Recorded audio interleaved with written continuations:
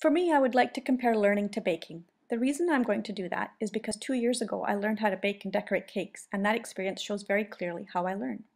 First, I want to thank Ben for saying he wanted to use different images instead of his own face, because that's exactly how I feel.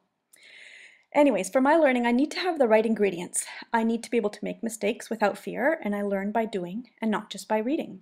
For example, I need to bake and not just read the recipe. Like Galit said, I need to talk to different people when I'm learning.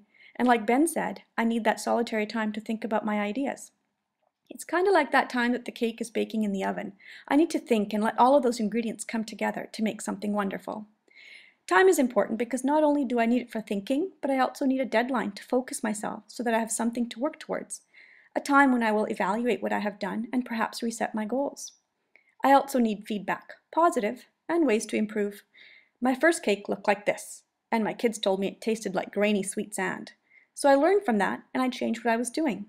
Throughout the past weeks, while I have listened to different people's blogs, I have realized that I really prefer the written word, blogs, because it is easier for me to refer back to.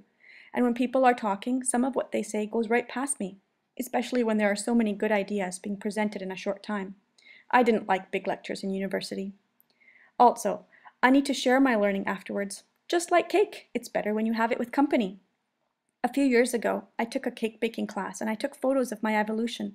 I started out like this and ended like this. So I need to document my learning so that I can see where I was going and where I was. I learned I needed to plan and to create and to celebrate my learning and to share my learning and to really enjoy the process. Thank you for listening to me talk about my learning and for watching my evolution as a baker. I look forward to talking to you next week.